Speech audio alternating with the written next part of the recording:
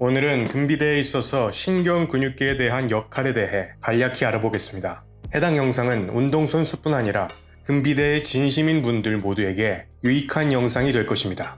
이제는 남녀노소 모두의 관심사라고 해도 과언이 아닐 정도로 친숙한 근비대를 제대로 이해하기 위해서는 먼저 신경근육계의 기본에 대한 이해가 필요합니다. 신경근육계는 신경과 근육 사이의 상호작용을 담당하는 시스템으로 우리 몸을 움직이게 하는 데 필요한 힘을 생산하는 역할을 합니다. 기능적인 관점에서 보면 우리 몸을 움직이게 하는 골격근은 단일 개체로 간주되지만 그 근육의 구조는 상당히 복잡합니다. 각 근육은 외부의 근상막과 소섬유들의 다발을 둘러싼 근주막, 그리고 개별 근섬유를 덮는 근내막으로 둘러싸여 있습니다.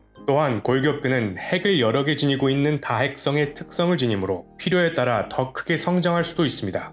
각 근섬유는 수백에서 수천 개의 근원섬유로 구성되며 근수축의 기본 단위인 근절로 이루어져 있습니다. 근육은 운동뉴런에 의해 신경 지배를 받습니다. 각 운동뉴런과 모든 근섬유는 운동단위를 형성합니다. 운동단위가 활성화되면 그 운동단위에 해당되는 모든 근섬유가 수축되는데 이를 전부 혹은 전무의 원리라고 합니다. 활주 필라멘트 이론은 근수축이 어떻게 일어나는지를 설명하는 이론입니다. 이에 따르면 신경 자극이 신경 접합부에 도달하면 칼슘이 방출되고 이는 트로포닌에 결합하여 액틴 결합 부위를 노출시킵니다. 이로 인해 마이오신 머리가 액틴에 결합하여 근수축이 일어납니다. 근섬유의 유형은 크게 느린 수축 섬유인 타입 1과 빠른 수축 섬유인 타입 2로 구분됩니다.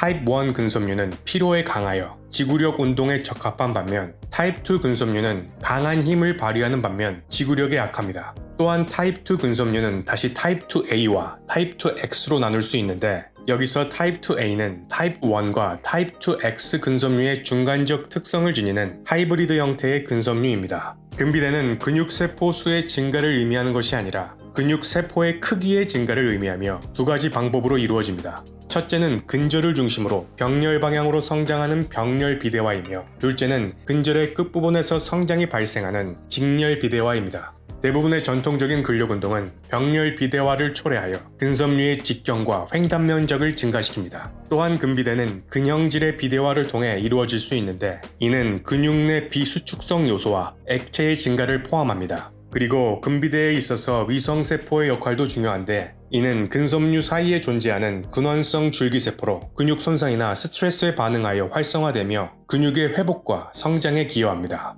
또한 근비대는 단백질의 합성과 분해의 균형에 의해 결정됩니다. 근력운동 후에는 근육 단백질 합성이 크게 증가하여 시간이 지남에 따라 근육 성장이 일어나게 되는데 리보솜 생합성은 이 과정에서 중요한 역할을 하여 근육이 단백질을 생성하는 능력을 증가시킵니다. 근력 훈련을 시작한 초기에는 신경 적응이 주로 일어납니다. 즉 신경 구동력의 증가, 더 많은 근섬유의 모집, 증가된 운동 단위의 동기화 등이 근력 증가에 기여합니다. 그리고 시간이 지남에 따라 향상된 신경 적응은 근육 활성화 및 힘 생성 능력을 향상시키므로 비로소 근비대를 촉진하게 됩니다. 앞서 근비대는 근육 세포 수의 증가가 아니라 근육 세포 크기의 증가라고 말씀드렸는데 최근 연구들에서는 근력 운동이 근비대뿐 아니라 근육 세포 수의 증가인 근형성에도 기여한다는 연구들이 제시되고 있으나 이에 대해서는 아직 상반된 의견이 존재하므로 추후 연구들을 통해 규명되어야 할 것입니다. 정리하면 근비대를 명확히 이해하기 위해서는 신경근육계, 근섬유의 유형, 단백질 합성 및 분해, 그리고 신경 적응 간의 복잡한 상호작용을 탐구해야 합니다. 그리고 이러한 해당 지식들을 활용할 때 효과적인 근비대를 위한 자신만의 훈련법을 현명하게 최적화해 나갈 수 있을 것입니다. 다음 영상에서 뵙겠습니다.